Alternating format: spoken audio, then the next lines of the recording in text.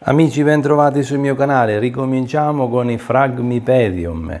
È ora di riproporvi i Fragmipedium. Qualcuno di voi mi ha detto che sono stato capace di farvi innamorare dei Fragmipedium. E beh, ricominciamo, andiamo avanti perché qui è ritornata la fioritura. In questo caso abbiamo il Fragmipedium apprendista stregone, Socerers apprendice. Perché viene chiamato apprendista stregone? Semplice, perché è cresciuto come un diavolaccio, è cresciuto come avesse fatto una magia, è cresciuto fino alla bellezza di, ve lo dico subito, primo fiore, il metro magico, metro di legno, siamo a 80 cm e abbiamo il primo fiore, eccoci qua. 80 cm, primo fiore. Apprendista stregone per la sua eccezionale crescita, la sua velocità di crescita. Se partiamo con il primo fiore a 80 cm, questo è il secondo.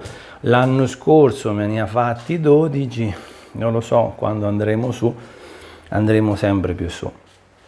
Non a caso faccio l'inquadratura verticale perché almeno riesco a mettere tutto quanto il contesto all'interno del video, se no non riuscirei. Allora, il Fragmipedium apprendista stregone è un ibrido primario tra il Sargentianum e il Longifolium.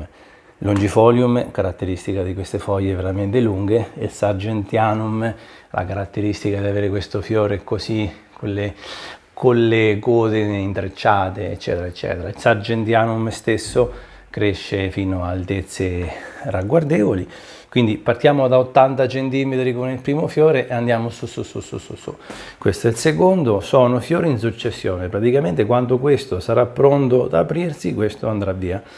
Difficilmente riusciamo a trovarle tutte e due le fioriture insieme, però qualche volta ho avuto fortuna, ne ho visti anche 2 o 3 proprio se la crescita dei fiori è particolarmente veloce. Allora, nel video precedente, a ottobre, io l'ho tirato fuori dall'inerte, in cui stava benissimo, per metterlo nella fibra di cocco. Nella fibra di cocco, vedete, sta benissimo. Fibra di cocco miscelata con agriperlite e inerti nella ragione di 33. Se lo mettete in fibra di cocco pura funziona lo stesso. Con l'agriperlite avete un pochino più di sofficità nella fibra di cocco, che tende a compressarsi un po'. La fibra di cocco non è come il terriccio, perché essendo tutta stregatura del mallo, della noce di cocco, dei filamenti, non è come il terriccio, cioè se voi la stringete con la mano non si compatterà mai e quindi rimarrà sempre molto soffice. Con l'agriperlite diventa ancora più soffice. Non lasciate 2 dita d'acqua con la fibra di cocco mixata con l'agriperlite, perché sennò diventa una pentola a pressione di acqua, cioè la fibra di cocco assorbe l'acqua, la perlite assorbe l'acqua, lasciate anche 2 dita, rischiamo di buttar via tutto. Per me è importante mantenere l'umidità all'interno del vaso. Se in casa non abbiamo eccessiva umidità, l'importante è garantire l'umidità a queste radici. Il Fragmipedium in natura cresce presso ruscelli d'acqua, presso cascate, ma proprio attaccato alla cascata, cioè sotto la cascata. Se voi vi mettete lì in estate a prendere l'acqua, lui sta agganciato lì, sulla roccia silicea, su tutto quello che è un minimo di fondamento per poter aderire con le radici, lui sta lì. Quindi prende gocce d'acqua per buona parte del periodo della vita sua. Ecco perché è molto importante poter garantire umidità, poter garantire alle radici sempre. Non è come il Papiopedilum, questo vuole ancora più acqua, ancora più umidità. Quindi il Papiopedilum magari se lo lasciamo leggermente semi bagnato, bene, questo deve essere proprio bagnato, non che scoppia l'acqua, però bagnato. Io quando vedo che comincia a imbiondire un pochino sopra, cioè, vedo proprio che l'acqua scende. Una cosa importante, quando bagnate la fibra di cocco non dovete con l'acqua scendere giù e far uscire l'acqua, assolutamente no. Io metto l'acqua quando vedo che l'acqua rimane a questo livello, mi basta, perché sotto tanto rimane sempre umido. Considerate che questo vaso che ho fatto io praticamente ha questi fori e basta, e rimane sempre attaccato a terra, quindi è difficile che sotto si asciughi completamente rispetto ai vasi di plastica che ha tutti quei forellini. Questo rimane sempre a toccare a te, quindi l'acqua praticamente ne esce poca.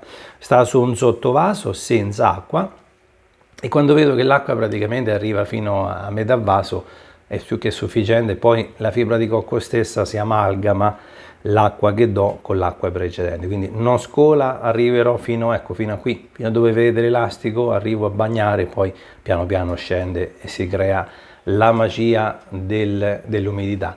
Abbiamo detto che questa pianta è un apprendista stregone, ne abbiamo due di piante, possibilmente potrebbe fiorire anche lei.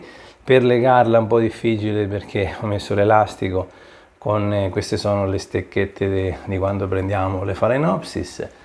E il fiore è meraviglioso, la crescita non è veloce di più, quindi rispetto ai Papiobedilum la crescita è qualcosa di speciale. Velocino un pochino più verso la luce. Il fiore è spettacolare, bellissimo, con queste orecchiette rigirate, col fiore che verrà fuori. Vale la pena perché fare errori diventa difficile, l'importante è garantire sempre umidità. Guardate le radici come lavorano, guardate che spettacolo. Allora, lui stava bene in inerte, non è che io l'ho messo in fibra perché, anzi, forse se lo lasciavo in inerte era già abituato, diciamo che cambiare il substrato, passarlo dall'inerte alla fibra, ha avuto non tentennamenti, no, assolutamente, ha voluto un attimo saggiare prima di espandersi con le radici, saggiare su che cosa l'avessi messo, poi è partito.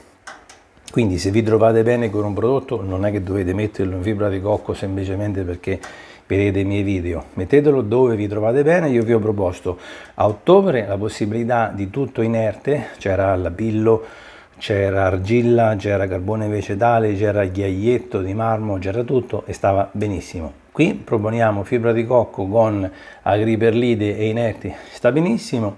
Penso che altri tipi di substrato con loro non li sperimento perché devono rimanere umidi, quindi l'importante è mantenere tanta umidità. Niente acqua sul sottovaso perché, come dicevo, questo diventa una bomba piena d'acqua. L'importante è che abbia umidità, non deve essere zuppo e non deve essere completamente affogato nell'acqua. Forse qualcosa verrà fuori da qua, cioè la piccola fogliolina, forse qualche altro fiore verrà fuori. Bene, a 80 cm partiamo con il primo, poi penso che andremo avanti. L'anno scorso siamo andati avanti 5 mesi con la fioritura, quindi avrete modo di vedere lo spettacolo. Dai che voglio invogliarvi a prendere i Phragmipedium, è una sfida che voglio lanciarvi e proporvi. Non è difficile farli morire, lo vedete proprio dalle radici se qualcosa non va. Io ancora prima di vedere il fiore, di vedere la pianta, controllo le radici. Quando le radici stanno in queste condizioni, poi ho fatti tanti di video, quando le radici stanno così è impensabile che sopra ci possano essere problemi. Ecco, prima di vedere questa pianta il tutto fa testo alla radice. Se sotto è a posto, sopra non può essere diverso, deve essere per forza automaticamente a posto. Bene, spero di invogliarvi. Questa è la fioritura, il primo fiore, poi vi documenterò il tutto e a presto.